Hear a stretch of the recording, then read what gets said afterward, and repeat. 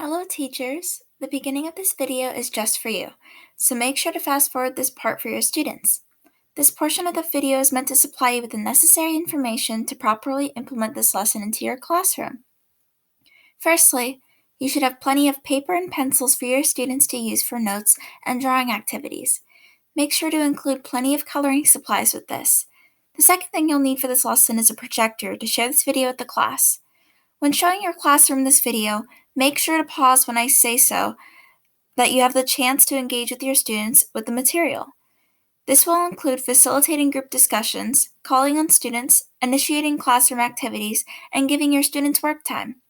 Finally, make sure to have some kind of reward system to reward students that participate in class and win the group activity later in this lesson. This can be small candies, stickers, extra credit, or whatever works best in your classroom. By the end of the lesson, students should be able to recognize both good and bad character design and be able to explain why they are able to make these identifications. In addition to this, students should be able to apply what they've learned about good character design to their own characters and explain why they made their design choices. If you would like to send me student design submissions, my email address is kristianaaguilar@gmail.com. It'll be listed on the slide for you to write down if you'd like.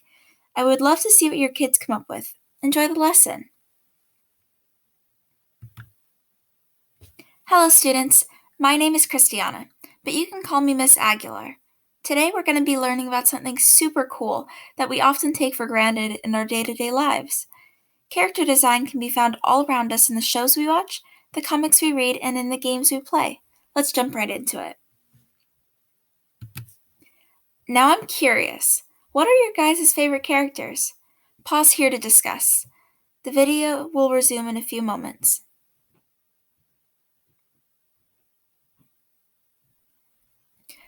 Those are all great answers. I like those characters too.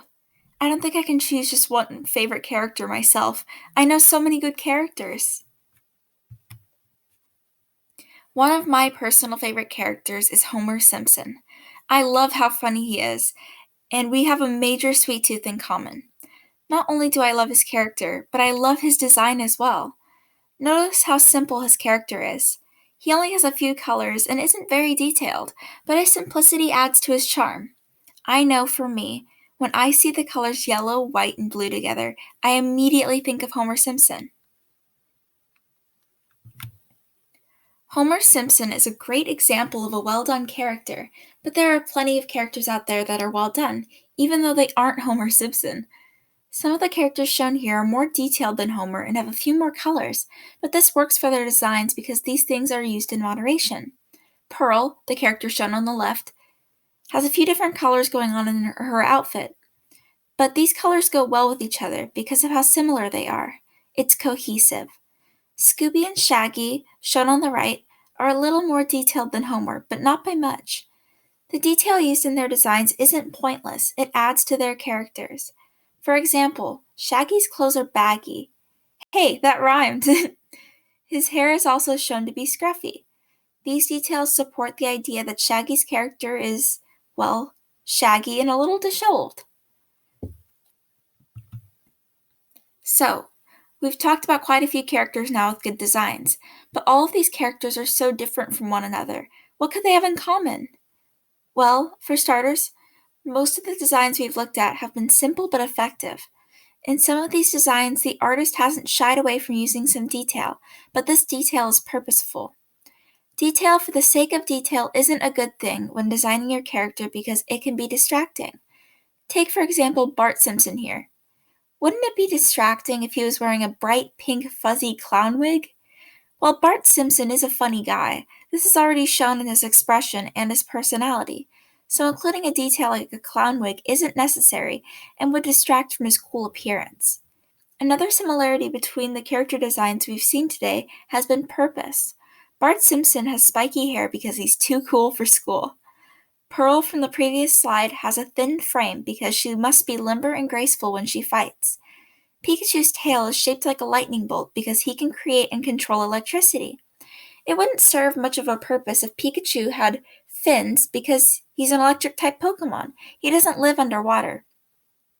It is important to take your character's personality and traits into consideration when creating its design.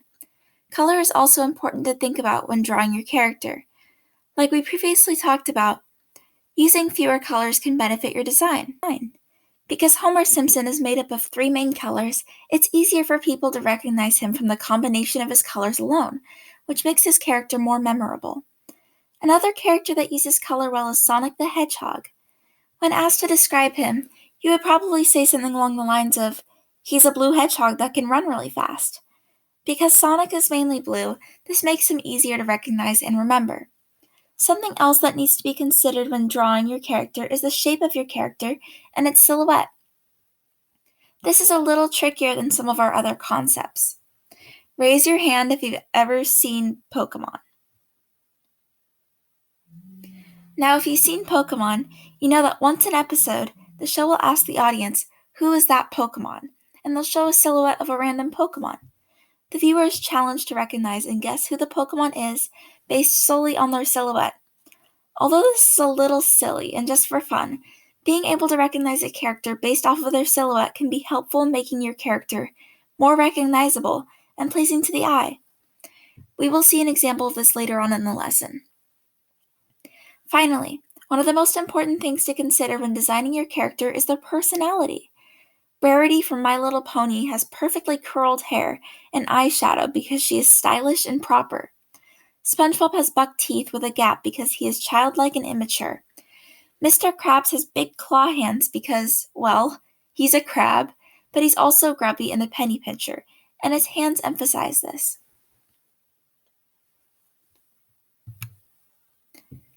We've looked at a lot of great professional character designs and evaluated them, but what does bad character design look like, and how can we avoid it? Let's look at some examples.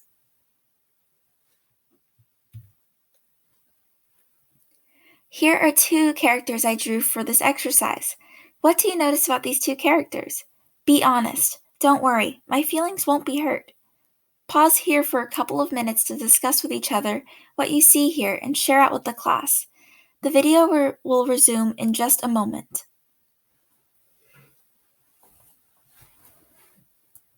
And we're back. Great observations, guys.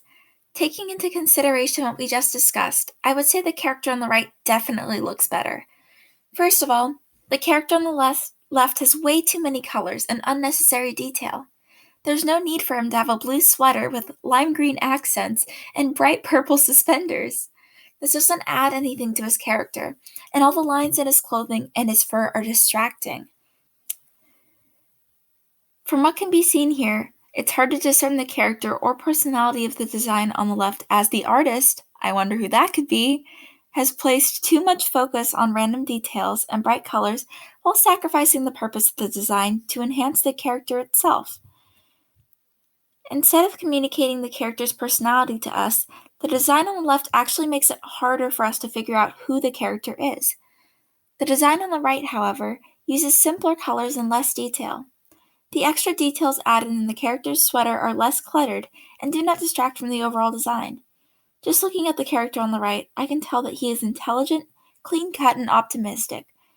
The lines used are clean, and the character's various shapes are well defined. It can be a bit tricky to figure out how to make a character's silhouette look good when we're looking at the bigger picture like this. Let's get a different perspective on this. Much better.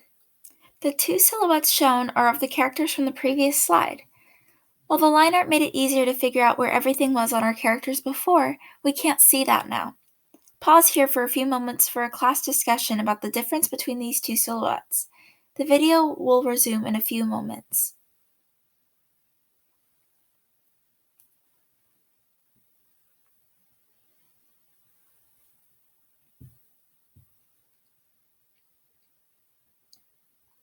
And we're back. I saw some of the same things. Good job brainstorming, guys. From these silhouettes, it's hard to see where the limbs of the character on the left start or end. The character on the right is far more defined, and his personality is still visible through his dynamic pose. Alright, you guys have had to take in a lot of information so far, but here's your chance to put it to good use. It's time to group up and show the class what you've learned. You will be working with a small team to quickly design a character to match the description on the next slide. Remember what we've learned so far today and incorporate these concepts into your design. You will have around 20 minutes to work on this activity, but if more time is needed, the teacher can decide to extend your work time. When time is up, choose someone from your group to present your design to your classmates and vote as a class on the best character design. The winning group will get a prize, so do your very best. Good luck, guys! Here is your prompt. A genius professor who is a bit of an oddball. He's eccentric, and people think he's a mad scientist. He has many different ideas and a sense of adventure. He is very smart, but his personality can cause him to be brushed off as crazy or foolish. Pause the video here and resume as soon as the activity ends, but wait to vote. The video will resume in a few moments.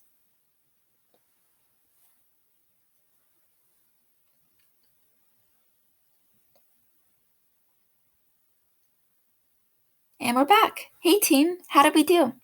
Want to see what I came up with? I figured it would be only fair if I worked with you guys. Here's my design. I used bright colors and wacky shapes to show off his quirky personality. I decided to keep the design simple and focus on the character's personality. I love how it turned out. His name is Professor Porkchop.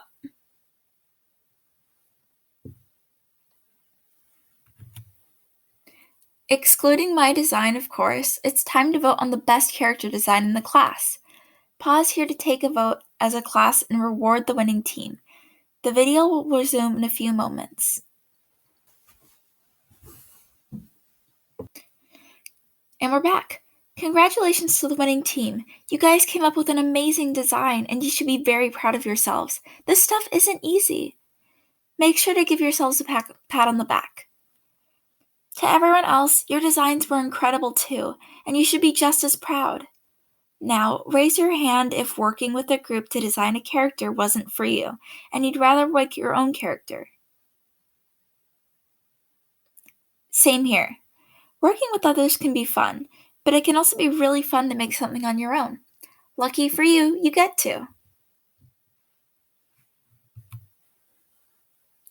It's time to show what you're made of. For this activity, you'll be working independently. You can choose one of the 5 prompts on the next slide in order to create your character. Make sure to use concepts we learned in class today in your design. You will have half an hour to create your design, but if you need more time, that will be up to the teacher. When work time is over, you will get the chance to present your design to the class if you would like. If you do, you may get a treat for it. Along with your design, write at least a paragraph of 4 to 5 sentences explaining your design choices and why your character design is good. Most importantly, the most serious rule of all is that you must have fun.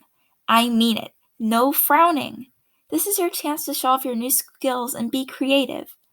On the next slide will be the list of the 5 different prompts. Choose wisely. Pause here to choose your character's prompt and write it down and get started on working on your character. After you're done, the video will resume in a few moments, so pause here.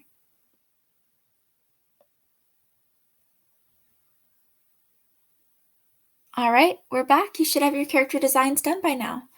You guys did a fantastic job. Man, you guys are such awesome students. Some people, grown adults even, take classes for months to learn this stuff, and it took you guys less than a day. You should be so proud of yourselves.